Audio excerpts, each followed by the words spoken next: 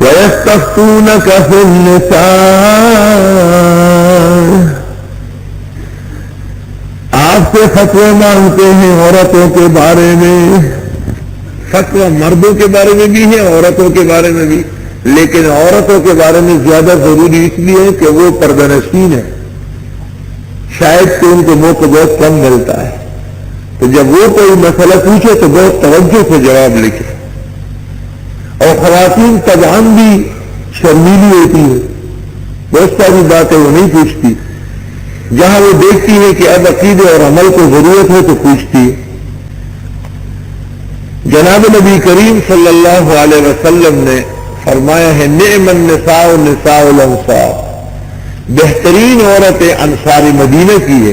یتفقہن فی الدین، دین کی فقہ پڑھتی ہے. ولم یمنعہن الحیاء، او کما قال، حیا بالکل مانے نہیں. الحمدللہ. میں گھر گیا، ایک بوڑھی عورت آئی، اس نے مجھے کہا کہ میں تیری والدہ کی بڑی دوست ہوں. واقعی دوست ہوں. تیری والدہ فوت ہوئی ہے، میں بھی جانے والی ہوں. وہ مجھ سے پوچھے گی کہ میرے بچے کو پیار کیا، اب تم بڑے مولوی ہو گئے لیکن مجھے آنے دو، میں چونتی ہوں. یا خدا تسلم کھڑو کہ میں گوشہ لیتی ہوں آپ کا اور میں جا رہی ہوں. ٹھیک ٹھاک آئی ہے، کھڑی ہے. اوہو،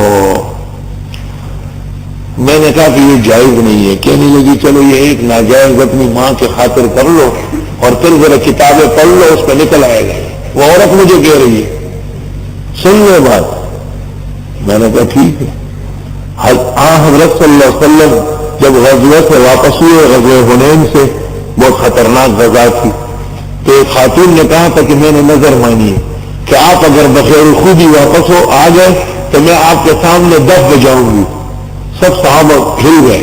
حضرت نے فرمایا اونسی نظر بخاری ہے، فرمایا ٹھیک ہے آپ تھوڑی دیر بجا گئے.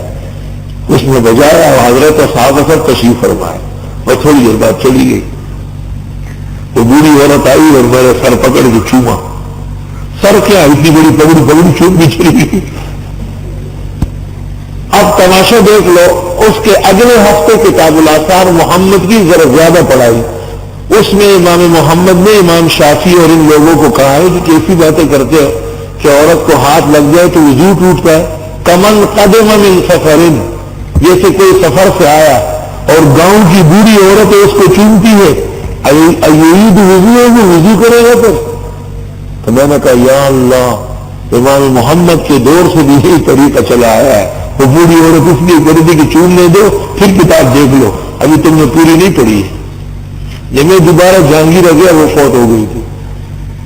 اور یہی کہہ رہی تھی کہ بس میں جا رہی ہوں اور تیری ماں مجھ سے پوچھے گی کہ میرے بیٹے سے پیار کیا ہے. یا خدایا. وَيَسْتَفْتُونَكَ فِي النِّسَاءِ، یہ آپ سے مسئلے پوچھتے ہیں عورتوں کے بارے میں. ایک دارالفتاء عورتوں کو ہونا چاہیے، اس میں مفتی مستفتی ساری کی ساری عورتیں بھری ہوئی.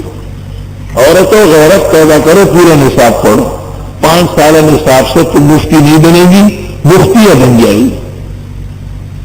اور جب مفتی سے جب مسئلہ پوچھا جائے اس کو آتا نہیں، ہاں میرے خیال سے ہو جاتا ہے. وہ تیرا خیال شریعت ہے کیا؟ اور تیرے خیالات پوچھنے آئے، وہ تو آپ سے شریعت پوچھنا ہے. آپ کا خیال کیا ہوتا ہے؟ کتاب دیکھنا شرط ہے، اور جب کتاب کے ہو جاؤ گے تب کتاب چن دے گی. اللہ. عورتوں نے انگریزی نظام میں کتنی ترقی حاصل کی، اس کا فائدہ کیا ہوا کہ نہ دوپٹہ اوڑھ سکتی ہے نہ چادر شری لے سکتی ہے. اور آپ قرآن کا زور دیکھیں گے کہ قرآن سورۃ نور میں اور احزاب میں کیسے برقعے اڑا رہا. نہ اڑایا تو میں آئندہ سال درس نہیں دوں گا. جو عورت کہتی ہے کہ میں نہیں اوڑھ سکتی وہ انتظار کرے سورۃ النساء و احزاب کا، اس کے بعد مجھے بتایا کہ میں نہیں اوڑھتی. نہیں کر سکتی ایسا بالکل.